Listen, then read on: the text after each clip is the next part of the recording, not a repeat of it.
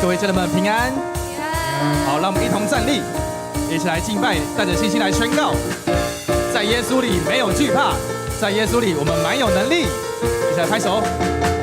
我的盼望就在耶稣基督里，在你里面满有平安，生命泉源就在耶稣基督里，有主在我里面活着。我宣告在我里面的，比世上一切更有能力。我不属这世界，我高举耶稣的名。我宣告在我里面有活水涌流，满有能力。有耶稣在我里面活着，我勇敢站立。有耶稣在我里面，我就勇敢站立。阿妹吗？我的盼望就在耶稣基督里，在你里面满有平安，生命泉源就在耶稣基督里，有主在我里面活着。我宣告在我里面的，比世上一切更有能力。我不属这世界，我高举耶稣的名。我宣告在我里面有活水涌流，满有能力。有耶稣在我里面活着，我勇敢站立。有主在我里面，没有惧怕能战胜仇敌。有主在我里面，没有惧怕还得胜有余。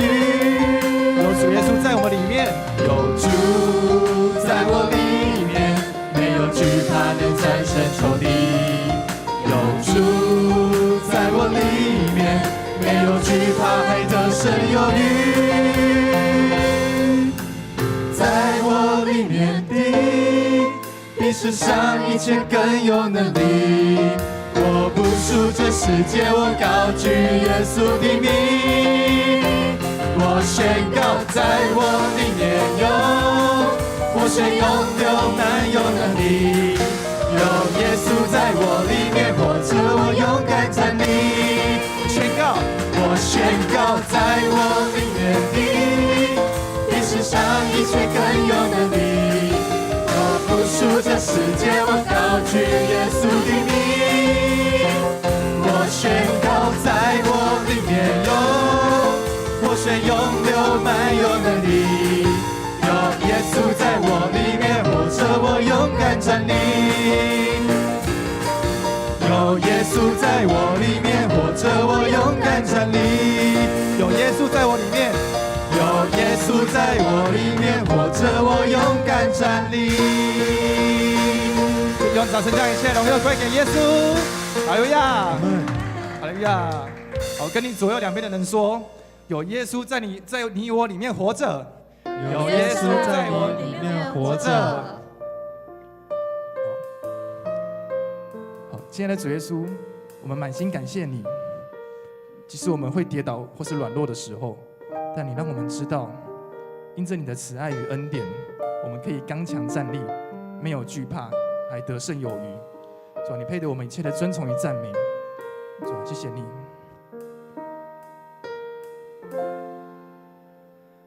我的名字刻画在你心中，我的脸孔深印在你眼中，不是因为我实力才能，乃是因着你奇妙宽容恩典。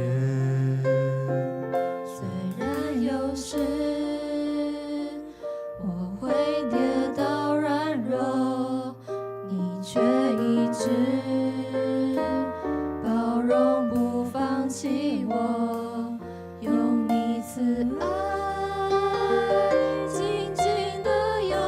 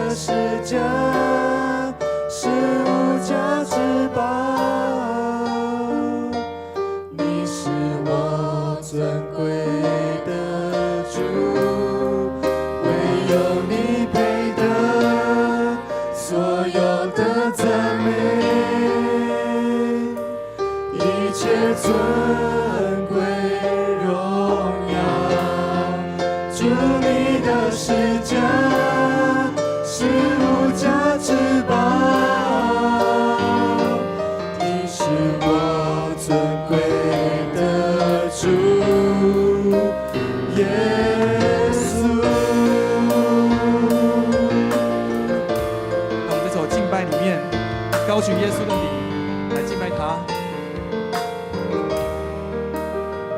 我的名字刻画在你心中，我的脸孔深印在你眼中，不是因为我实力才能，乃是因着你奇妙宽容恩典。虽然有时我会跌倒软弱，你却一直包容不放弃我，用你慈爱紧紧的拥抱我，赞美你宝贵奇妙答案。主耶稣，你配得我们的赞美，唯有你配得所有的赞美，一切尊贵荣耀，主你的十架是无价之宝，你是我尊贵的主，唯有你配得所有的赞美，一切尊贵荣耀，主你的十架是无价之宝，你是我尊贵的主，唯有你配得所有的赞美，一切尊贵荣耀，主你的十架是无价之宝，你是我尊贵的主耶稣，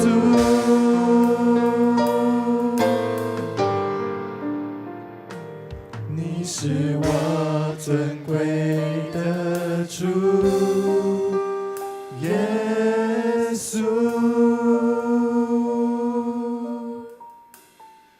是的，主，主啊，你在诗篇23篇4节说：“我虽行过死荫的幽谷，也不怕遭害，因为你与我同在。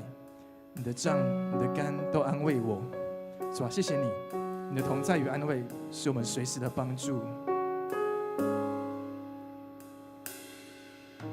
虽一切难当兵，困苦当水，我心依然仰望等候耶和华。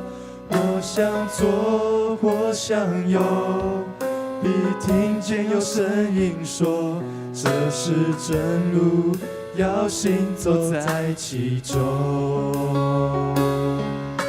虽一切难当兵，困苦当水，我心依然仰望等候耶和华。我想做，或想有，必听见有声音说，这是真路，要行走在其中。我心坚定于你，我口称颂你名，我的主，你未曾将我离弃。我心坚定于你，我口宣告你名，我一生要紧紧跟随你。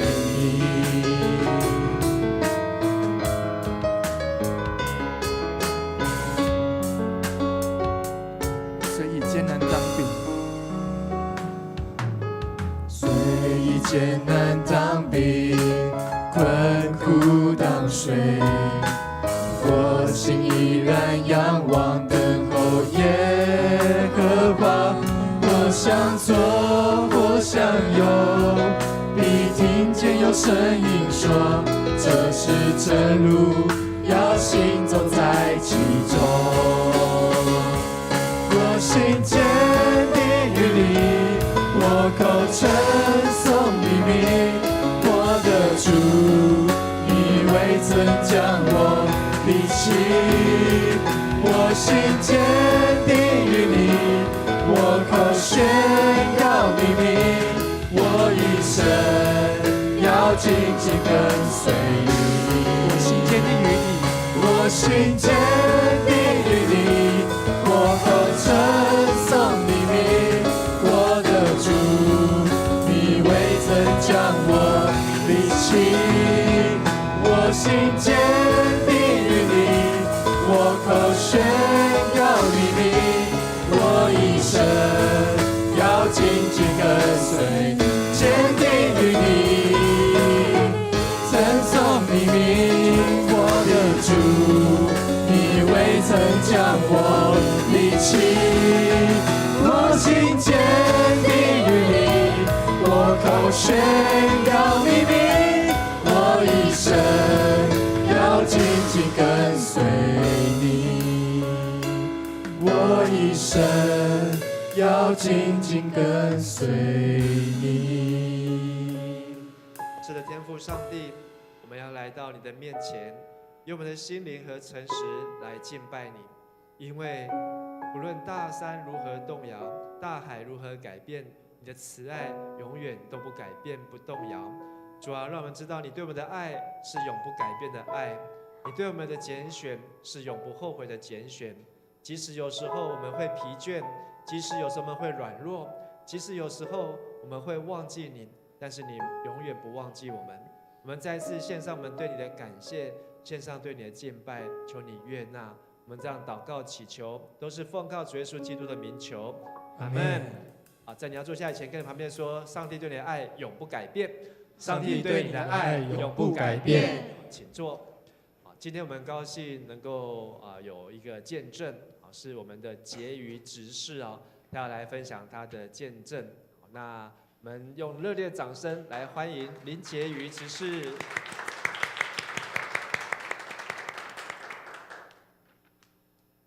好，各位弟兄姐妹，大家平安。平安。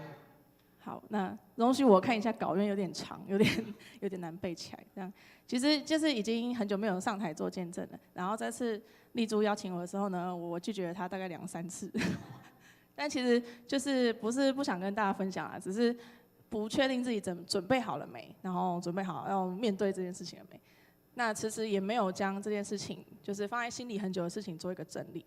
那甚至不知道呢要怎么把这些感觉给文字化会比较好。但是呢，该来的还是要来。虽然呢，我平常做事算是有效率，但这时候我拖延症蛮严重的，就拖了好几个月这样子，然后才鼓起勇气来思考。那大约在3年前呢，我的爸爸因为公安意外过世了。那天是跨年夜，却是我25年来最难熬的一天。那我甚至因为事情发生的当下是在复兴乡山上露营，所以就是没有办法赶回来见到爸爸最后一面。那我只记得我当下就接到电话，然后就是手都在抖，然后心里很无助的感觉。那赶回来之后，因为就是爸爸他不是基督徒，然后奶奶他们家也是民间信仰，所以我们就是跟其他家人有一些手续要去办，要完成这样。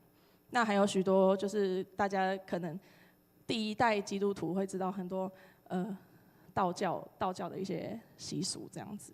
那天晚上我没有任何的跨年活动，也没有参加跨年祷告会。然后那天回家就是很累啊，累倒在床上，然后睡超过12点就跨年了。那其实我很感谢，在我最脆弱的时候呢，有教会的弟兄姐妹第一时间都会关心我，然后带到这样。那还有那时候还有很多服侍，然后也有很多同工愿意主动来帮忙，还有体谅。那我是一个比较不习惯表达自己情绪的人，然后但是这也有好也有坏，可能我们家从小的环境就是大家都习惯这样，然后我们不擅长会把我爱你啊什么说出来，或者是关心说出来。那我们取而代之的就是一些比较实际的行动，或者是互呛之类。所以你如果知道我在呛你，就代表我很喜欢你这样子。对。然后，但是我们就是比较不会让自己的情绪会影响到大家，或是该做的事情。那该做的事情就是要做，日子还是要过。那这些林林总总的事情大概处理了半年1年完，处理完之后呢，那大家就是恢复上班、上课，恢复正常的生活。那情绪这种东西，就是大家可能都是回到家关上门自己独处的时候去处理。那所以在这3年呢，大家在教会看到我，可能就是看起来很开朗，好像已经走过来了这样。其实就是看起来好像已经释怀了，但然后还做了就是很多大大小小的服事，然后看起来很 OK。那我只是其实暂时就是控制自己不要去想起来。那其实私下是要花好长一段时间去面对这个很刺痛的过去。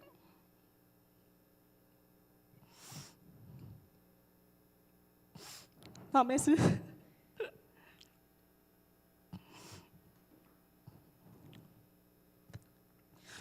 好，就是晚上睡觉的时候，就是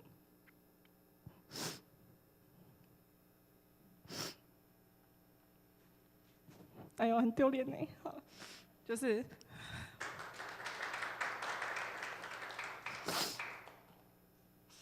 晚上睡觉啊，就是想到或是梦到，就是会很深陷在那样子没有办法自拔的情绪里面，很悲伤，然后就这样像这样哭啦，这样哭得很丑，然后隔天眼睛就很肿的去上班，然后同事问的时候，都不敢讲。那其实这是真的一段很不容易、很不好走的旅程，然后很难用言语跟大家表达。然后好几次就是很怀疑，就是说，为什么神要让这件事情发生？那不是说每个苦难背后都有神的旨意嘛，或是神要给我们的祝福？但是我实在是不明白，也不能接受这种方式，或是说上帝为什么不来阻止，或是不拯救？为什么这些事情会临到善良的人身上？我知道大家没有想过这个问题。那另一方面就是我很放不下的，就是我们身为基督徒会觉得未来会有回到天家的准备，然后心里也有平安，然后我们会相信以后我们在天国会再见面。但是我的爸爸因为他不是基督徒，那我就会开始思考说，那他的灵魂会去哪？然后我开始思考的时候，也在想说，还没有相信上帝，但是那些很善良的好人会去哪里？所以我就开始寻找答案，就是很好笑。我那时候就是上网找，然后去借书来看，然后我研究了一本那个基督教的死亡神学。对，那如果我没有亲身经历这件事情，我可能就是一辈子也不会去碰这些我之前会觉得一定是很无趣的书或是议题。那不过也因为这样，我对生命有了新的眼光。好，然后接下来这一段可能比较无聊一点，就是那个书上面解释说，上帝创造的人本来就没有那个死亡的存在，而是亚当跟夏娃听了蛇的引诱，然后吃了善恶果，然后罪才进入到这个世界，而罪的公价就是死。罗马书第5章12节说，死又是从罪来的，然后于是死就临到众人，因为众人都犯了罪。那这边的罪指的就是所有不合神心意的行为啊、思想还有话语。那我这边就先将有点理论的东西简略了一下吼。但是也因为有死亡的存在呢，它正面的唤起了我们生存的意义，以及对生命积极的觉醒。那生命寻求意义的力量是很惊人的。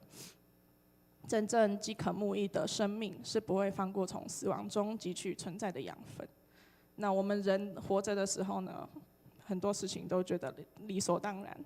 那一旦面对那个死亡啊，或是即将开始把死亡视为探索存在意义的对象的时候，对生命有所体悟，人生就能更积极、更有智慧，然后并且活出更高的价值。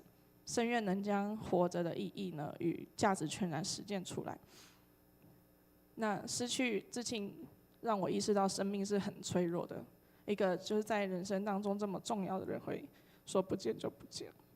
那我们永远不知道意外跟明天谁会先到。但是我也因为这件事情，就是感受到生命是越挫越勇的强韧，这样。那有一次小组时间，我们欣赏的是那个心灵小屋，那我就不跟大家说太多剧情。那剧中的主角就是很完全能诠释，就是我在面对失去亲人这件事情的内心的感受，但是也带着我看见上帝的怜悯跟安慰，其实一直都在。那他陪伴着我们以及死去的人们，可是我们却一心只想要怪罪上帝。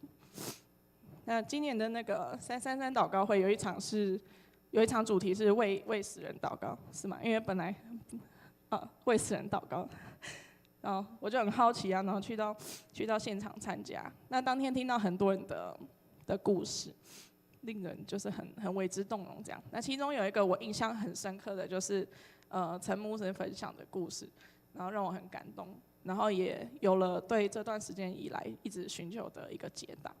就是有一个姐妹，她好不容易怀了一个小孩，然后不过因为一次意外，然后小孩就流掉了这样。那牧师去探访她的时候，那个姐妹还很伤心。那牧师问她说：“你觉得上帝爱不爱你？”然后那个姐妹就说：“爱。”然后牧师就问她说：“那上帝在你认识之前呢，在你出生在这个世上之前就爱你了，连你有几根头发他都知道。那你觉得他不会爱你肚子里还没有出生但是过世的宝宝吗？”然后我突然间就茅塞顿开，我就觉得没错啊，就是我既然相信神，那应该就要去相信每个生命都有神的安排，不管我们现在能不能理解，可能暂时还是没有办法，或是那个生命他还认不认识上帝，现在还认不认识上帝，上帝都会亲自保守，而且看顾每一个他所创造的生命。那死亡对于活着的我们来说，可能是一个未知，因为可能只能相信或者是想象一些画面。有些人选择无视跟逃避，有些人选择畏惧，有些人是很坦然面对。但我们能做的就是祷告，可能为死者祷告，然后为自己的人生祷告，并且重视这件事情。相信上帝，感谢上帝给了我这一个很刻骨铭心的功课。那我也学到了，在困境或是挑战里面，更要选择相信神，才会有内心有从神而来的平安，然后继续抱着盼望走接下来的人生道路。好，这是我的见证，谢谢大家。好，我们用热烈的掌声来谢谢婕妤，她勇敢的见证。请跟你旁边的弟兄姐妹说，上帝能够使用你的大小事来为他见证，上帝能够使用你的大小事来为他见证。我们会因为失去我们所心爱的人，我们会觉得非常的不舍，但是你只要记着一件事情，上帝对他的爱绝对比我们对他的爱还要多，所以你就会相信上帝一定在他的身上有更好的安排。也盼望我们真的是能够好好珍惜跟我们家人、跟我们身边的心爱的人相处的每一天。不管上帝什么时候要把他带离开我们，但是我们都能够知道，上帝对他、对你、对我们的爱是永不更改。那今天我们除了有婕妤的见证，那牧师也很早就邀请了今天来跟我们分享的这个倩如大概有多早呢？大概是3、4月的时候呢，我就问他说：“倩如，你有没有想要来青年礼拜中来分享？”他说没有然后呢，到了7月的时候说他说他没有说没有，他说他在想这样子。然后到7月的时候说，那你有没有一个时间？他说那就10月吧。好，所以呢这个大概半年前牧师就邀请倩如有机会能够来跟我们分享。为什么牧师要邀请他来分享呢？因为每天礼拜1到礼拜5早上我们在办公室同工开会的时候，那会发现倩如她的分享不论是她分享圣经，或是她分享她生活她个人或是家中的事情其实非常贴近我们年轻人而且我觉得也是年轻人非常能够容易理解的语言所以也希望呢来看看倩如她到底可以跟我们年轻人来分享什么好，我们用热烈的掌声来欢迎李倩如干事来分享。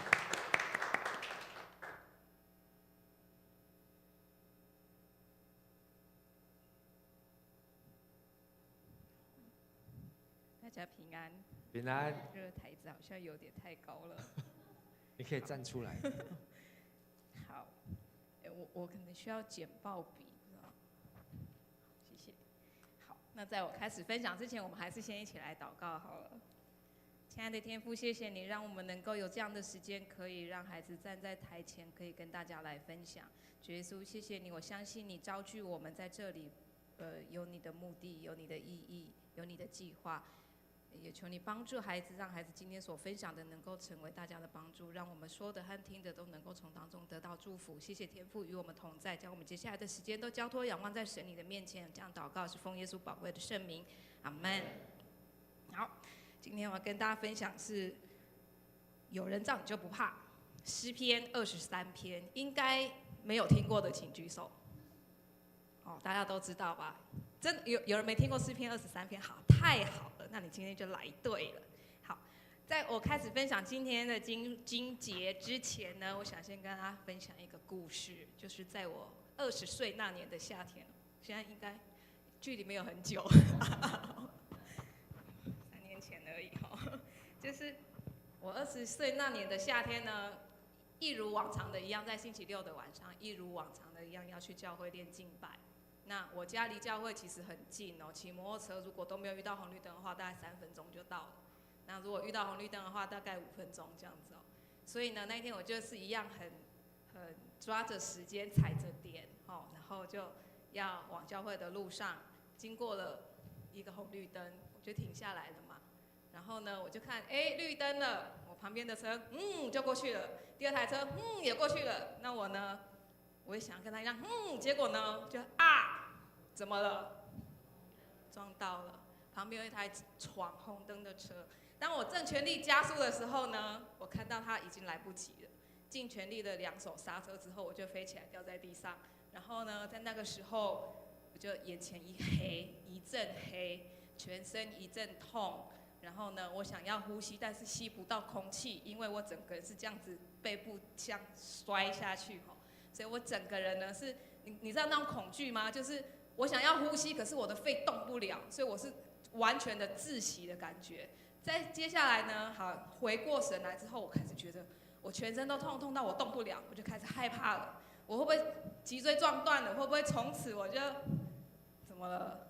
半身不遂，或者说怎么瘫痪了？然后呢，再过一下子，我就说不行，我就自己觉得说我一定要拼命爬起来。我一定要让我自己赶快确定一下我到底可不可以动，所以呢，我就好像那个你知道翻过去的乌龟一样，你知道吗？拼了命的翻回来，然后呢，拼了命的想要爬起来。然后你的耳朵旁边全部听到车子这样咻咻咻这样一直过去，那我就整个呢就这样趴在地上，姿势有够难看。一方面觉得真丑，然后一方面呢就觉得我的天哪，好痛，真的是痛到爬不起来。我想要赶快脱离这个尴尬的处境，赶快至少站起来，但是真的痛到完全没有办法。然后呢，旁边的好心的老板呢就过来把我扶到旁边去。然后呢，我觉得这一切呢很久哦，但其实呢只有1个绿灯的时间而已，就在1个绿灯。然后呢，我就被扶到旁边之后，旁边一个人跌跌撞撞的冲过来，问我说：“你有没有怎么样？”一个年轻的女生，然后呢穿着小热裤，然后有刺青，然后脚上都是流血哦，然后这样掰咖跑过来，问我：“你有没有怎么样？”然后呢，我就痛到我也不想要回答他，然后我就很气嘛，就觉得你这不要闯红灯就没事啦。然后呢，我们俩就坐在旁边。然后这时候呢，换我这项红灯了，对不对？然后旁边一个热血的大妈就骑过来，开始大骂他，就说：“要我怎么样？你就不要闯红灯啊！你要死自己去死啊！你闯红灯，你看你害死别人怎么样？怎么样？”然后反正这就一切混乱之后，那个女生就说：“我是抢黄灯啊！”这样好，然后反正呢，最后救护车就来，就把我们2个都载走了。好，然后就送到医院去之后呢，就是基本的问诊嘛，包扎嘛，然后再警察过来做笔录嘛。对方呢，小女生18岁，已经结婚了。然后呢，我当年20岁，所以呢，你在来的时候呢，我爸爸来了，对方呢，老公来了。好，然后呢，你就一看就知道跟我们是不同世界的人哦，他就是那种就是8、9的气质嘛，吼，就是那样。所以呢，反正最后他就是包扎完之后，他先生就也很帅气的讲说：“你之后有什么事情联络我就好了，不要打电话给我老婆。”好，然后呢，他们就回去了。然后因为我呢这样子下去嘛，所以我撞到头，然后就被医生留下来留院观察，因为可能脑震荡这样子，所以我就留院观察了8个小时，一直到晚上就是12点之后才回家这样子。好，那之后呢，做完笔录了嘛，之后这些事情都就差不多，可能过了2-3个礼拜之后，我就去警察局，想要去问说，到底怎么样啊？对方闯红灯啊，那这样子应该他要赔我吧？你知道吗？我这样摔下去在地上的时候呢，我就看到我的车子，我本来是这样直行，但我车子已经是180度的回转了，我的车头是往我去的方向，然后我的车前盖呢掉在旁边，这样子，就是已经整台车就是没有很严重，可是你也可以看得出来它就是分成2边的这样子。然后呢，我就想说，至少好，我人没怎么样，你应该赔偿我吧？所以我就去问了那天做笔录的警察，结果警察给我一个答案，他说，监视器没有拍到，就是只有看到你们撞到，可是没有拍到红绿灯，意思呢没有办法厘清肇责。我说我是绿灯直行，他说他是闯黄灯，所以呢，警察说看不出来啊，就是只看到你们2个撞在一起，可是到底实际那个灯号怎么样没有拍到。好，那请问，如果是你要怎么选择？自己吞下去自认倒霉算了，反正我也没什么大事，还是跟他告到底呀？就是警察就说，反正我现在厘清出来就是这样嘛，那你就是2个选择，一个吞下去嘛，第2个就是你就继续去告，那继续去告就进一步可能再往第2个方向去跟，可是我也跟你讲，就是没有证据，就是没有100%明确的证据。好，请问在场的各位，吞下去的请你举手，就算了。想到对方是89的身份，你自己打电话给他，还是我就跟他告到底？请举手，你怎么选择？跟他告到底的举手。哇，勇者！好，我操死啦，我就吞下去了。好，可是呢，我就吞下去了。那怎么办呢？就算了吧，就过了吧。好，这个故事我先停在这儿。那我先跟大家分享今天进入我们的主题，好吧？我们一起来念今天的经文，第1、第2、第3节，请。耶和华是我的牧者，我必不致缺乏。他使我躺卧在青草地上，领我在可安歇的水边。他使我的灵魂苏醒，为自己的名引导我走义路。好，看第1跟第2节，耶和华是我的牧者，我必不致缺乏。他使我躺卧在青草地上，领我在可安歇的水边。请问大家，你脑中有画面吗？你浮现出的画面是怎么样的？像这样子吗？青青草原，这真的是亲近农场的青青草原哦。你看到是这样，你心里面想到的画面是这样子吗？青翠的草地，悠闲的绵羊在吃草，然后呢，可能大卫就在旁边弹琴啊，悠闲的弹琴唱歌。实际上是怎么样呢？实际上我们在那个环境呢是这样子的。那这个草原是怎么样呢？是这样子的。所以这些羊呢，其实你看，你们不是那种一望无际的青翠的草原哦。其实这个草是这样子一小撮一小撮一小撮。那可能夏天的时候，它可能长得也没这么绿哦，可能就是秋冬的时候，可能就是枯黄的草这样子。那水在哪里呢？牧羊人就要去找嘛。所以呢，你觉得这个躺卧在青草地上，领在可安歇的水边这件事情，有这么简单吗？没有哦，你要知道，在这样子的地方，一看就知道很缺水嘛。所以水源是怎么样？兵家必争之地。绵羊去喝水，可能老虎、狮子也要去喝水哦。所以呢，你要躺在水边，你就是什么盘上的肉，等着被吃。所以呢，这件事情其实你就要知道，这并不是你这样子随随便便说啊，我这样很悠哉、很悠闲。就没有一点生命危险都没有哦。那你要知道，这个羊是非常容易迷路的一种动物哦。为什么它很容易迷路？因为第一个呢，它这羊是群居性的动物，它就是跟大家都在一起。第2个，因为它的视线的特性，它可以看得很广，可是它眼睛在2边嘛，所以它可以看得很广，可是它看不到正前面。它正前方如果有什么危险或者是敌人的时候呢，它其实是没有那种深度的距离的。再来第3个呢，他跟我一样很路痴，就是他没有这种地标的记忆的能力哦，它不像狗啊，像马啊，它会认路啊，它可以找到自己回家的路哦。那我就是完全没有这种空间概念，所以呢，还有最后一个就是它的本能的行为，就是羊很容易受到惊吓，那它一被吓到呢，它就赶快跑，那一跑呢就迷路嘛，就是更容易就脱离嘛，它就更害怕嘛，所以就越跑越远嘛。所以这个牧羊人要怎么做呢？牧羊人的工作是什么？就是要注意有没有哪些羊，或者是这个羊，看我这一撮草吃一吃之后，可能旁边就有一撮，然后再一坨，再一坨，再一坨，我可能就越走越远了。我这只羊就可能自己就循着我的草就去了，就没有再注意管我旁边是谁，我的同伴在哪里，我的牧羊人在哪里哦。所以呢，这牧羊人的工作就是需要把他的羊换回来，他就要去注意每只羊的动向，有没有谁跑太远的，赶快。如果跑太远怎么办？拿石头丢他，让他醒过来，不要一直沉浸在自己的世界里面。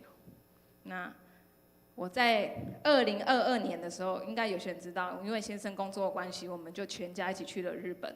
2022年10月，那时候疫情还没有解封，所以呢，我在去之前就已经各种挣扎纠结了很久哦，大概超过半年以上的时间。为什么？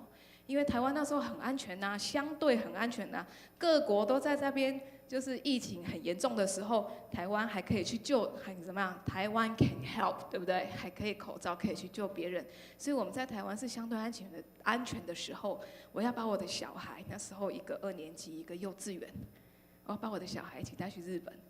虽然打了疫苗，可是呢语言不通，然后疫情又比较严重，到底要去还是不要去？还是放我先生自己一个人去就好？他已经先去半年了哦，那时候去的时候还要隔离，就是还要就是自己一个人住，然后忘记多久，3天吧，反正就是还要先隔离一段时间才可以回到宿舍。那我们准备要去的时候，其实已经不用，反正在这之前已经各种纠结，然后说好算了，就是把握这个难得的机会就去吧，好就去了。然后呢，我们就开始查，去了理所当然要找教会啊，对不对？好，一查开车至少30分钟起跳。有没有你在座的各位？有没有你从你家里来教会要30分钟以上路程的？举手。谁？蓝恩典，30分钟，请大家给他拍拍手。50分钟，他需要50分钟的时间，你看。所以你看，每个人可以来到教会。我说我结婚前我家到教会3分钟，所以30分钟对我来讲，世界远呢，非常远呢，来回就要1个小时呢。然后我儿子又讲了一个非常突破盲肠的话，他说：“我们又听不懂，去教会干什么？因为我们去的地方是乡下哦。我先生是在国瑞汽车上班，所以他是在 Toyota。那 Toyota 就是去到日本的 Toyota。日本的 Toyota 在哪里？你知道吗？就是在日本的中部爱知县旁边的丰田市，那就是一个工业区。所以我们就是在乡下。那在乡下呢，你不可能想说什么有什么国际教会，小孩有什么国际学校，没有，他们就是去读当地的日本学校，就是全部大概就是都是外国人，就像我们就是外籍劳工的意思。所以呢，我们去查教会，第一个根本就很远，第二个全部都是当地的日本人。那我我连50音都不会哦。那我去真的就是去坐在那边干什么？听不懂哎。那不如在家看直播，我还真的听得到啊，对不对？所以就觉得好像也有道理哦。好，那我们就不要去教会了好了，在家里看直播还任君选择，对不对？但你也知道，你在家看直播会怎样？电脑放着直播，手机开始拿出来滑，旁边小孩跑来跑去，顺便还要排解一下纷争，可能还打个架之类的，有没有？所以呢，你说这直播效果好还是不好？你看你聚会的效果好还是不好？再加上我们还要把握我们在日本这1年的时间呢，都已经到这里了，你当然要省机票钱啊，可以玩一定要怎么样？拼命玩啊，对不对？聚会没关系啦，不重要。所以呢，我们就跟那个羊一样，有没有？越走越远。所以呢，这是我们去过的地方，你看就可以知道我们住哪里。然后呢，我告诉你，那时候有一个 app 很厉害，但我不知道什么 app， 不要问我。它可以帮你统计出来哦。我们就是这样子，橘色的地方就是我们去玩过，而且你看它还帮你分级，是你住在哪？你看我们住在爱知县是红色的，然后呢，它跟你分等级哦，你只是经过的是蓝色的哦，你接地可能住宿啊或者短暂休息啊，绿色，它跟你分不同的等级，你真的是哦去玩过的橘色。你看我们1年的时间有没有玩得很认真？从北玩到南呢，全部几乎每个地方都玩过了，这不然也路过哎，我们玩得很认真哦。从北到南，我本来最后一点是要去冲绳的，真的就是从北到南我都去过了。在我们要回来的前，我2022年去嘛，2023年9月本来想要去冲绳，然后呢去冲绳玩完之后回来，差不多2个礼拜的时间，我就要准备回台湾了。所以呢，冲绳玩完回来就要开始拼命的打包，就可以心满意足的回来了。然后就可以带着这张地图完美，有没有？从北到南全部都走过了。本来是这样子想的，结果嘞，本来我还沾沾自喜哦，想说哦，我去日本1年我都没有生病，我都没有去看过医生。日本成药很发达嘛，小朋友看医生还可以，就是我们有那个健保，日本的健保，所以小孩看医生不用钱。可是呢，日本看医生也不是你随便想去看就可以看的，不像我们说现场挂号、现场加挂，没有这回事。你一定要先预约，你没有预约到，你不可能去看医生的。所以呢，我本来还很开心，想说我安全下庄，我还可以回来很大声的呛响，我身体最好。你知道我老公刚去的时候就飞机落地痛风发作，所以呢，就是看医生不知道看几次，小孩也是看医生，只有我。太开心了，身体最好。结果呢，你知道，人就是不能这样太骄傲。发生了什么事情，你知道吗？我们有一天呢，一样礼拜天哦，我们带小孩去溪边玩，玩得非常的开心。然后晚上回来就想要准备嘛，礼拜一隔天礼拜一啦，要上学了，所以赶快给那些衣服拿出来洗一洗，然后开始在整理，开始在收拾。然后呢，我就边晾衣服。然后我们家小孩又不知道讲了一句什么话，1秒惹怒我哎。然后呢，我就这样边晾衣服，有没有转过去？我要用我生命的力量，用尽生命的力量骂他。结果你知道这一骂就出代志啊！这样一转过去，我就开始觉得，闪到腰吗？我跟你讲，不是。一开始我也觉得好像闪到腰，惨了，好像真的老了呢。哦。一开始觉得痛痛的，然后还可以忍受，继续赶快衣服挂好，但还是有点怪怪呢。不然去洗个澡好了，冲个热水舒缓一下。洗完澡好像越来越痛呢，早点睡好了，躺下来会不会舒服一点？躺下去之后开始越来越不对劲呢，左躺右躺，趴着侧躺，怎么样都不对，越来越奇怪，赶快。手机拿出来，谷歌开下去，开始问这个肚子痛哪边痛是怎么痛，然后怎么样开始，那自我诊断一番之后，发现有点像盲肠炎，啊怎么办？盲肠炎休息不会好我就赶快问我先生说，我如果要挂急诊，你知道要把我送去哪吗？他说知道啊。我说距离这里多远啊？30分钟，又是一个30分钟。我说想一想，算一算，现在9点半，哇，好像不能再拖呢。万一再拖下去，再30分钟，我早点去。如果不是每一次我早点回来，小孩明天还可以去学校吧？我就跟我先生说，我觉得不太对，我好像怪怪的，我觉得可能需要去医院哦。然后我就赶快小孩叫起来，衣服换一换，因为我们在日本没有后援又不能丢去阿公阿嬷家，没有认识的人只好小孩拎着就一起开车就去医院。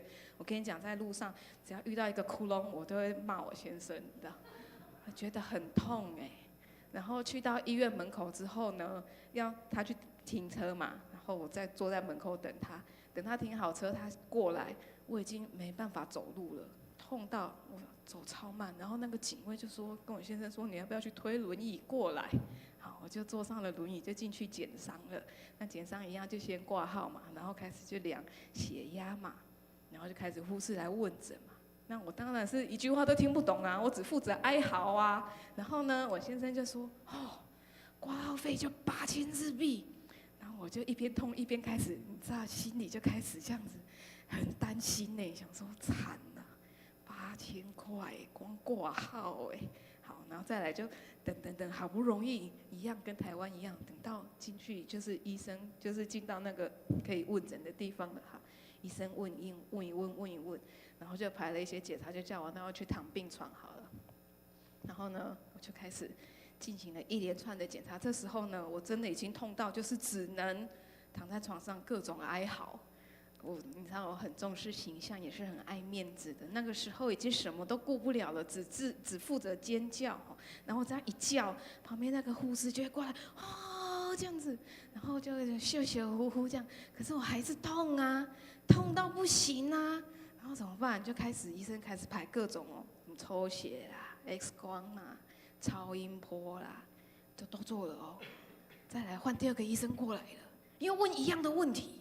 我当然也是都听不懂嘛。然后我先生就说：“惨嘛，这看起来敢若拢是实习医生呢。”我讲：“我真正这条命要交代伫遮，要安怎？怎么办？”然后继续就觉得刚刚不是都回答过了吗？我就没有做什么啊。然后呢，继续刚刚不是什么抽血、X 光、超音波，再来嘞。电脑断层也给他做下去，核磁共振也给他做下去。我跟你讲，我的心越来越害怕，你知道吗？这个下去，我才偌济钱。终于第3个医生来了，这个看起来就有点像主治医生的样子了。我先生就说，这个好像从家里被 call 来的好像前面那2个镇不住了，赶快在讨救兵然后来了之后呢，一样就是各种问诊。然后呢，最后带我去做了阴道超音波，终于发现是什么问题，你知道吗？卵巢扭转。然后呢，我就这样子躺在急诊一开始我是躺这个小床，然后呢，因为卵巢扭转就是势必须要开刀嘛，那必须要开刀，反正我就是负责在各种疼痛的时候呢，我就反正我先生就说他要回去收拾住院的产品东西了，那剩下谁？剩下我跟2个小孩，怎么办？那急诊就长这样子嘛，就这么一张小床嘛。可是你知道吗？乡下地方就有乡下地方的好，可能外国人就有一种优势。然后我去做检查回来的时候，那时候已经就是确定说可能要住院的时候，大概已经是凌晨差不多2点多了，2、3点的时间了。你知道吗？护士人多好啊，换了一张大床给我，然后小孩就睡在我的脚边，然后旁边那个呢是我儿子。护士人再推了另外一张大床，就围栏围起来。本来你看对不起，本来你看我只有一个小空间而已旁边围栏拉开了，2张床都我的，我独占，有没有？小孩也有地方可以睡觉，但是我那时候还是痛啊，那一边痛一边心里7上8下，就是这下要开下去，怎么办啊？然后我那时候其实已经痛到没有什么理智，也无法去想怎么办，或者说怎么开之类的。这时候你知道我先生有多可靠吗？医生跟他讲说可能要开刀的时候，他突然就说我要腹腔镜。哇塞，这个平常都没有什么医学常识的人，竟然知道什么叫做腹腔镜，他就赶快查。那你知道我们在台湾动手术会怎样？找医生，有没有看哪一个医生哪一种术式比较厉害，哪一个医院比较厉害？你现在在外国什么话都听不懂的时候，你怎么办？只能交给神了，怎么办？我本来想要传统剖腹15公分剖下去，这时候感谢我先生的灵光一闪，就直接跟医生说，我们要用腹腔镜下去开，只要打4个洞。那本来我就看那个医生，你这样语言不通的时候，察言观色的能力最厉害了。就看那个医生有一点这样，原本是已经可能，我就觉得他可能心里想的就是传统的剖腹，他突然被要求一个腹腔镜，就看他好像有点错愕了一下这样子，然后就还是继续讲。那他继续讲就说好，那我们就用腹腔镜的时候，你心里会不会担心？表示他不熟练啊，那你有得选吗？怎么办？我那时候一度想要听医生的说不然剖腹好了。可是我先生就很坚持，不行，腹腔镜一定要用腹腔镜开，所以呢就决定，那就是准备要就是收住院了嘛，因为要住院之后呢，他才可以，他就说要等到隔天的早上再做最后一次的确定，然后真的是那才要进手术房，所以明天早上才可以决定是不是真的要进手术房。所以呢，先生小孩就回家了，因为日本住院是怎么样呢？只能病人自己一个人。没有陪病这回事哦。你只要上到病房之后，我不知道是疫情的关系，还是因为本来就是这样。反正呢，就是不像台湾一定要有一个外劳或者是一个家人陪同在旁边，没有这回事。所以呢，从此开始我个人的奇幻旅程。我进到病房之后呢，剩下我自己一个人了啊，那痛也痛得差不多了啊，就是已经差不多习惯那个痛了嘛，心里面怎么样？刚刚讲的那些各种担心就开始出现了啊。这时候神就给我这句话：我虽然行过死荫的幽谷，也不怕遭害，因为你与我同在，你的杖、你的竿都安慰我。你知道吗？那个当下第一个念头进来的时候，我是先跟神悔改。我说主啊，求你赦免我这一年来，我好像忘记了你哦，我根本我的生活当中没有神了啊，我也不用去教会啊，我好像轻忽了神，反正我日子也是过得很开心呐，我也是一样活得好好的嘛，我也没怎么样啊，玩得很开心呐，有没有去教会好像也无所谓。你要知道，我是从小在教会长大的人哦，我的爷爷是牧师哦，我的生活就是在教会里面哦。但是这一年没有去教会，我觉得好像也没怎样哎，好像也不会怎么样哎，我好像也没失去什么哎。但是上帝就用一个大石头来打我，我就醒悟过来，我就发现哎，我跟神悔改，我说主啊，我得罪了你，求你赦免我。那我现在真的我没有人了哎，你要知道那时候只剩下我自己一个人，语言又不通，你面临的是未知，你不知道明天开出来是怎么样，你也不知道这个医生好还是不好，这个医院评价高还是不高啊，我会不会死在这里？你知道各种，然后我刚刚做了那么多检查，我到底花了多少钱啊？你知道吗？我有各种的担心，各种的害怕，就发现我靠我自己要抓不到任何东西，只有神，只有这句话给我。神说：“你虽然经过死荫的幽谷，也不怕遭害，因为神与我同在。”我就只能这样子祷告说：“主啊，感谢你，我还有你，我也只剩下你。”所以呢，就这样子祷告，然后一夜无眠，隔天一早再去做最后的判断确定，啊，就去开刀了。开完刀之后呢，住院3天嘛，跟台湾都差不多。所以你要想哦，开完刀之后剩下我自己哦，然后呢，我就靠着我的 Google 翻译，在我的病房活了3天。因为你一开始不能下床，所以你看哦，我就去住了，加上在急诊的那个晚上，总共在医院住了4个晚上。然后呢，早上是我第一天，就是刚开刀出来的时候，我的小孩来，让我整个人这样子很模模糊糊。那我就听到我女儿在叫我，然后我眼睛张不开，然后耳边就听到我儿子说：“爸爸，妈妈要生一个小孩吗？”为什么？因为呢，妇产科叫做产妇人科，日本人的那个汉字叫做产妇人科。然后呢，我是住在妇产科的病房嘛，所以我的那个名牌呢，那个上面就写李倩如啊，当然是那个拼音嘛，产妇。然后我儿子看到就说：“妈妈要生一个小孩哦，这样。”然后呢，反正就这样子，我就靠着我的 Google， 然后呢，跟那个护士呢比手画脚，就这样子过完了。然后开完刀顺利的啊，我没有死在这里啊。再来的担心是什么？钱呐、哦，你看，挂号就8000块日币了呢，我还开一个刀哎，不要喊前面那个，哇塞，吓死我了！我就每天在那边担心，饭都不要吃了，饭都吃不下，然后因为都没在动嘛，然后饭都没有吃，每一餐护士都这样子要收餐的时候就皱着眉头，他就问我说：“你吃不习惯吗？你吃太少了，你没有吃一半，你不能回家。”我就每一天这样子过了4天之后，终于来到开讲的时候。你看各位，这是我的那个明细哦，诊查明细哦，5大张 A4 哦，多少钱你知道吗？写在这里，放大给你看，请大声帮我念出来，这是多少钱？69万日币，台币13万8。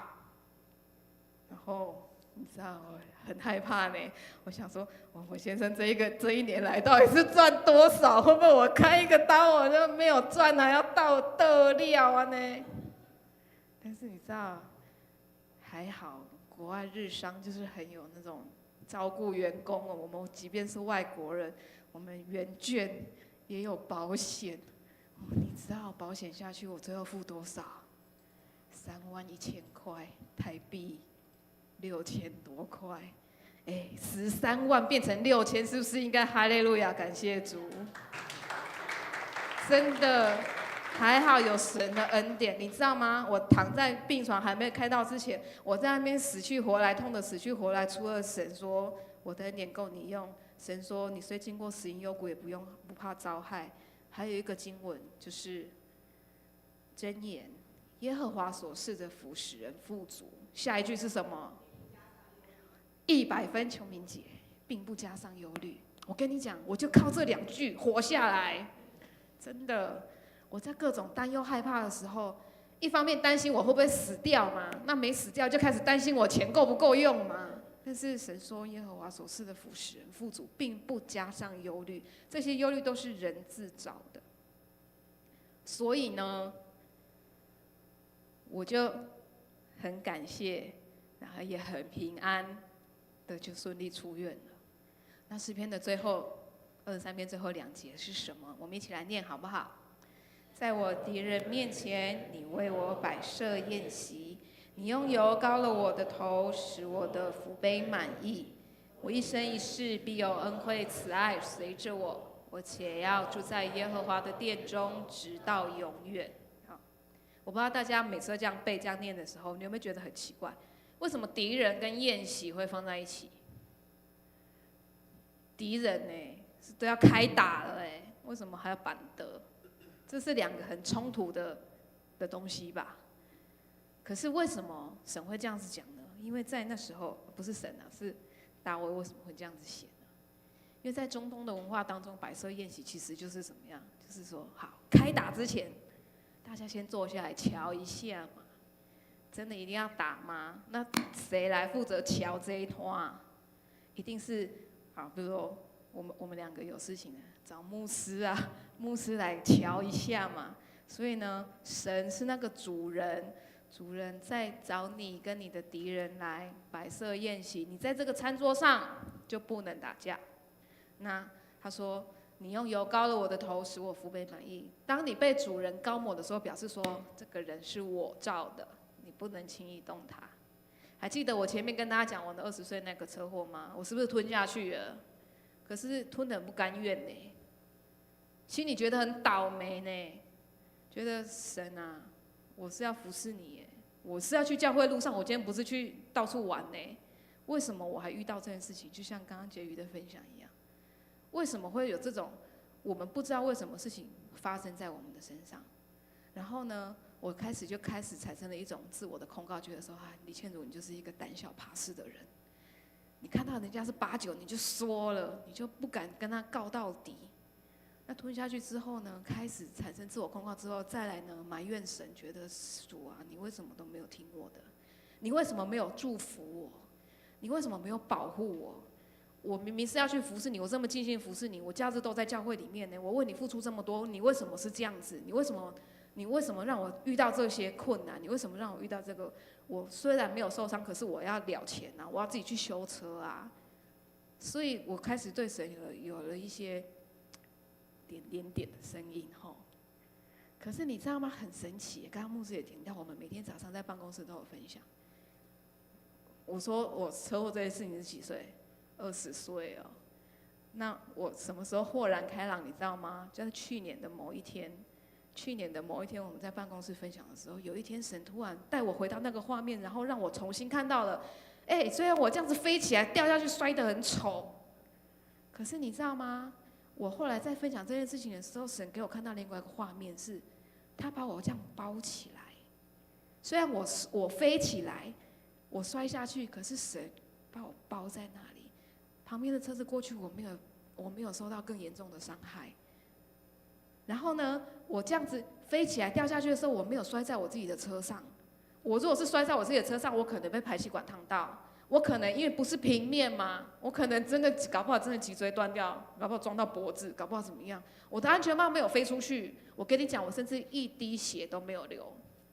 你看你这样子滑出，你看哦，那个跟我撞到的那个人，他是这样滑出去，我不知道他滑去哪里。所以他来的时候呢，他是满脚都是血，可是我连一个擦伤都没有，因为我是直上直下，你知道吗？所以呢。若不是神的保守，我怎么可能一滴血都没有流？然后虽然呢，我躺在急诊室8个小时留院观察，看有没有脑震荡，那有吗？其实没有，我也没有任何的呕吐，我有想吐，我有头晕，可是我没有就是更严重的反应，或者说更怎么样？哎，我一直到快要20年后，我才发现这是神的保护。所以在那之前，我一直看到的是我的敌人，这个敌人可能是对方，可能是我自己的控告。我一直看到是敌人，我没有看到神为我摆的宴席。我一直看到的是埋怨，说明明神就已经保护我了，但是我说主，你为什么没有保护我？我想请问大家，事情有一样吗？事情有改变吗？没有改变，可是我的心改变了，我的眼光改变了。我看这件事情的感受跟角度不一样了，所以我得释放了。我不再自我控告，我不再觉得为什么我尽心服侍神，但是我没有得到好的下场。我反而看到是，虽然我经过这个死荫的幽谷2次哦，你看第1次车祸，我跟大家分享了；第2次我在日本。虽然我真的走过这个幽谷，我真的有遇到困难，并不是说我相信神之后我就从此一帆风顺，人生一路顺遂。但是这个当中有神的保护，还有平安，我觉得这是我们这现在最缺乏的。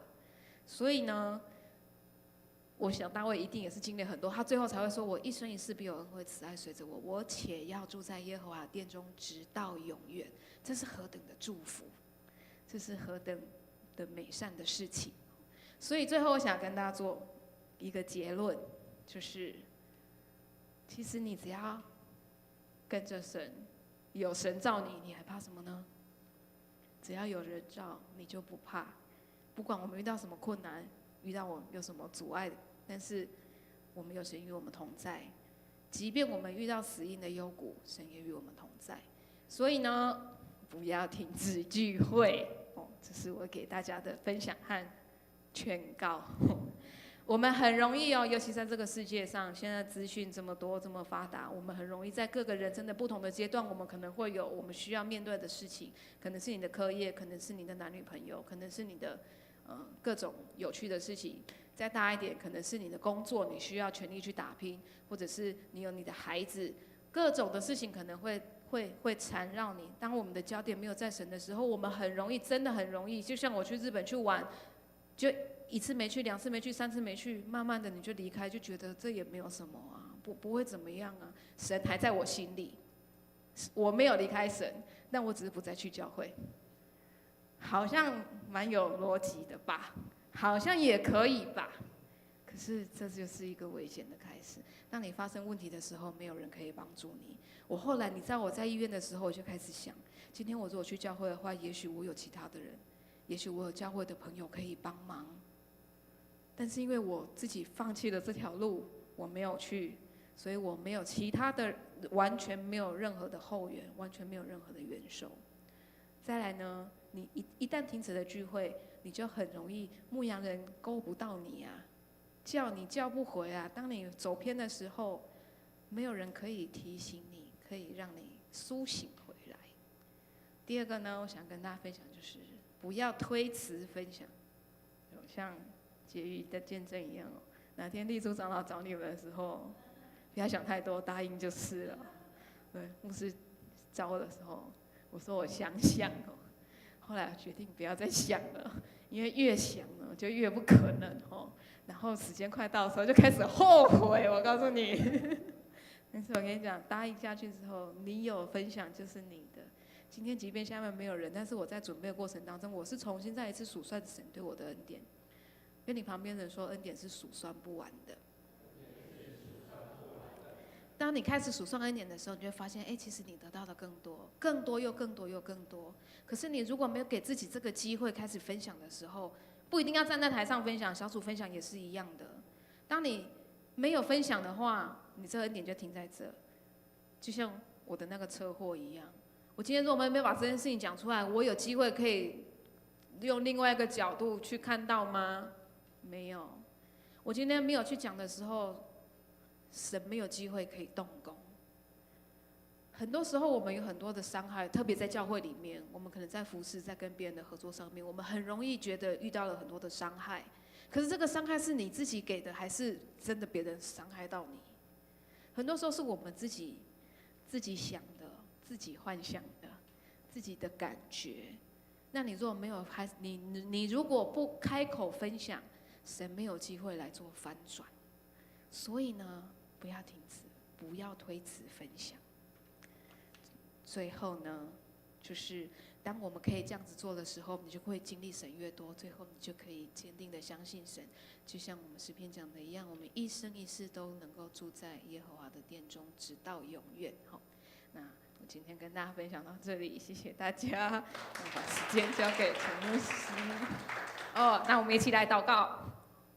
天父，谢谢你让我们能够有这样的时间，能够一起来分享。主，我不知道透过孩子的分享，听众能够在座的人能够听到多少，能够得到多少，但我相信主你已经在我们的里面动工。主耶稣，求你帮助我们，把你的那个火苗，把你那个渴慕种在我们每一个人的心里面，让我们不管今天成为基督徒多久，我们都能够重新在你里面醒转过来，让我们能够重新再被你得着，重新再被你经历。谢谢耶稣，我们这样祷告是奉耶稣宝贵的圣名。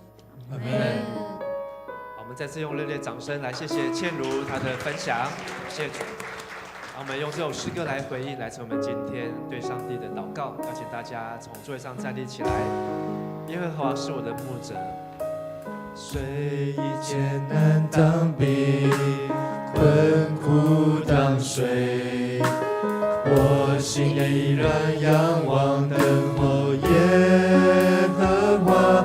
我想做，我想有，必听见有声音说，这是真路，要行走在其中。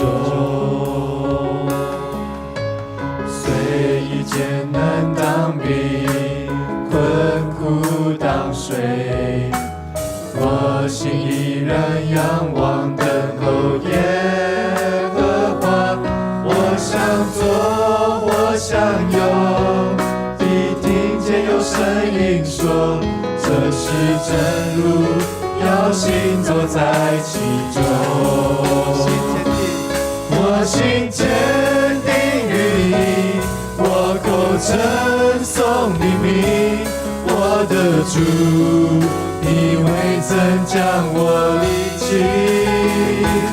我心坚定于你，我口宣告你名，我一生要紧紧跟随你。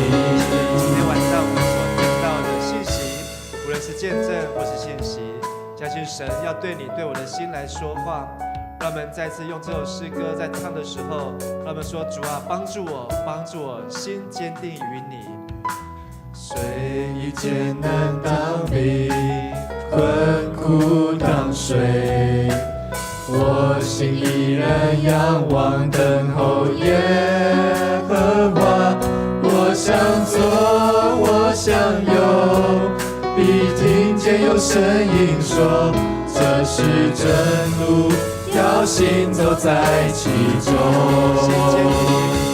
我心坚定于你，我口称颂你名，我的主，你未曾将我离弃。我心坚定于你，我口宣告你名，我一生要紧紧跟随你。我心坚定于你，我口称颂你名，我的主，你未曾将我离弃。我心坚定于你，我够宣告你名，我一生要紧紧跟随你，与你顺从你名，我的主，你未曾将我离弃，我心坚定于你，我口宣告你名，我一生要紧紧跟随你，我一生要紧紧跟随你。亲爱的天父上帝，感谢你让我们在周六中秋节连续假日的夜晚，我们这么多的弟兄姐妹依然来到你的面前来聚会来敬拜。就算我们不能来参加，或是我们在线上的参加，主啊，求你帮助我们，让我们知道聚会就是要建立与神的关系。即便有时候我们生活当中有许多的不顺利的事情，或是在我们的生命当中有遭遇到打击，如同结于今天晚上所分享的见证，或是倩如她所分享的经历，主啊，我们知道你是我们人生当中的避难所，你是我们的磐石，是我们的牧者，你要为我们摆在青草地和溪水旁，是我们在可安歇的水边，用你的杖和你的竿来安慰我们。主啊，帮助我们，虽然我们年纪还轻，或许我们的人生的经验经历的事故不多，但是让我们知道，当我们心中有你，你必定要成为我们的牧者，为我们的人生来开路。让我们遭遇困难、急难、患难的时候，让我们的心都有一个避难所，让我们都能够在你的面前能够福杯满溢。我们献上我们的感谢，也献上我们的祷告，是奉靠主耶稣基督的名求，阿们。请坐。奉献是基督徒感恩的表现，是一种感动回应神的恩典，更是一种行动为主圣工所用。大家预备心来奉献。献上我生命为你所用，我所有一切为你所赐，而我有什么不能够给你？生命是你的，恩赐是你给的。请起立，献上我生命为你所用，我能有什么不能给你？赏赐在于你，收取在于你，用我为你的尊贵器皿，一生为你成为祝福。亲爱的主耶稣，我们来到主你的面前，主耶稣，谢谢你，谢谢你，让我们能够成为有福分的人，有能力的人，让我们可以奉献自己，让我们可以奉献我们的时间、我们的金钱、我们的生命在主你的手中。主耶稣，我们也献上感谢，谢谢你，让我们在这个中秋的连假当中，能够有很多的机会，能够与许久不见的人，以及我们的家人有团聚的机会。主耶稣，也求你继续看顾保守我们接下来连假的时间，都有主你的恩典与我们同在。这样子祷告，奉主耶稣的名求，阿们。阿们。哈利路亚！让我们继续站立，用这首诗歌来敬拜，来宣告他，在我里面的比这世界更大。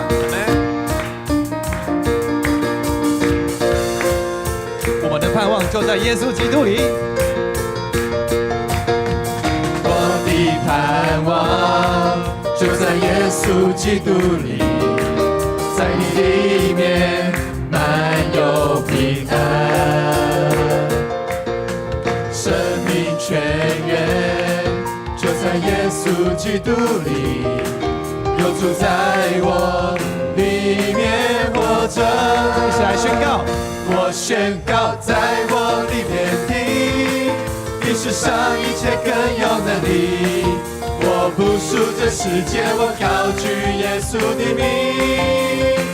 我宣告在我里面有活水涌流满有能力，有耶稣在我里面活着，我勇敢站立。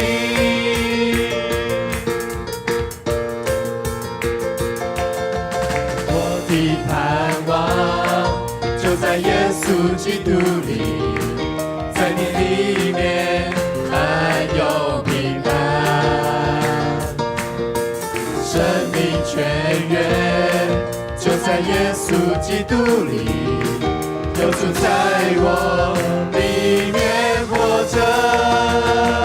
我宣告，在我里面的，比世上一切更有能力。我不属这世界，我高举耶稣的名。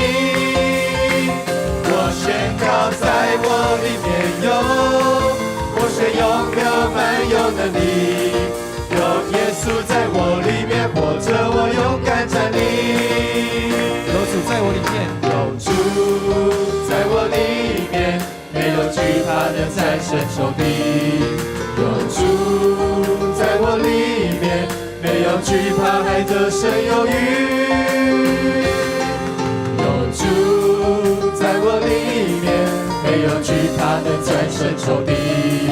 有主在我里面，没有惧怕还得胜有余。在我里面的，比世上一切更有能力。我不属这世界，我高举耶稣的名。我宣告，在我里面有活水永流满有能力。有耶稣在我里面活着，我勇敢站立。我宣告，在我里面的，比世上一切更有能力。我不属这世界，我高举耶稣的名。我宣告，在我里面有活水永流满有能力。有耶稣在我里面活着，我勇敢站立。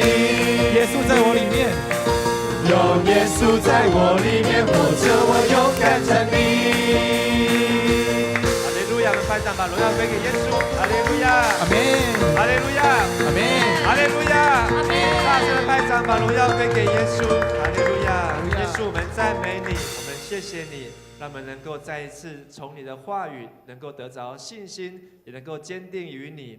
愿我主耶稣基督的恩惠、天父上帝的慈爱、圣灵的帮助、感动，常与你们众人同在，使你们能够有耶和华成为你的牧者，一生一世都有神的恩惠慈爱，永远住在神的殿中，从今时直到永远。阿门。阿门。再次拍掌，把荣耀归给神。哈利路亚。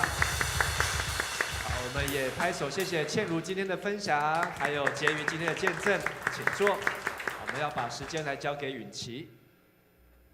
好，再来是报告的时间。好，那首先呢，我们先来欢迎我们的新朋友。那有一位是应该是很久没来的旧朋友了，叫韵如。韵如，嗨，你好，欢迎他。那还有其他的新朋友吗？好，没关系。那我们来，第一点，本主日为文字传道奉献主日，那由郑婴儿牧师前来讲道、请安与报告，请兄姐关心代祷与奉献，然后谢谢郑婴儿牧师的勉励。然后下一点是松年事工纪念主日，那本主日也是总会锁定松年事工的纪念主日，请兄姐一同关心松年事工。好，再下一点是11月6号跟10月10号都是国定假日，所以全职同工放假，教会这2天不会开放。再来是11月2号的60周年感恩礼拜，那这个要请我们迦南孔子那个孔牛，谢谢。报告。好，我来跟大家补充一下，大家知道11月2号是什么日子吗？哦，对，好，感恩这上面有写。就是当天礼拜天呢，是迦南教会60周年的感恩礼拜，然后在礼拜之后有运动园游会。那大家可以如果有机会的话，去拿一下周报，就是我们这次周报里面有那个夹页，就是有一个那个宣传单，就是更清楚的介绍。然后我这边呢也先跟大家稍微多分享一点。然后请帮我下一张，那是允杰 ，boys， 允杰帮我下一张。好，这个。就是我们当天呢，就是在11月2号，我们有分成2个时段。第一个时段是9点到10点20，我们会进行60周年的感恩礼拜。然后当周只有1场礼拜，所以就是大家请准时出席。然后地点呢，好，在桃园国小。对，所以我们不要来到家人教会哦，就是要跟你的朋友或是你的爸妈说，我们那天要去桃园国小。那感恩礼拜呢，会在桃园国小的礼堂，然后时间是9点开始，然后到10点20。好，那为什么刚才说准时出席很重要？就是我们呢，我们在当天的那个运动会，就是等一下会介绍那个运动园游会，我们会有一些抽奖摸彩的活动。那准时出席呢，也是一个拿到摸彩券的机会哦。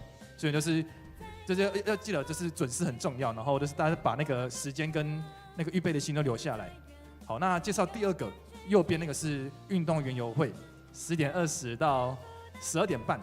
那我们在这个当中呢，主的就是会一起运动，然后欢庆，就是神在这个60周年当中所放下的恩典。所以我们会一起透过一些运动，然后结合教会历史的闯关，让我们在这些活动当中可以更认识教会，更认识神。那第2就是只要我们有一些公益团体，我们会邀请一些 NPO 组织在这当中，就是可以有一些任务或是一些宣导，让我们可以就是除了欢庆之外，也能够为这个慈善能够更尽一份心力。那当天这些闯关或是一些这些公益的团体，我们有一些就是你去闯关的话，都是闯关过了，就会获得一张摸彩券。所以你闯过的越多关，就可以拿到越多张。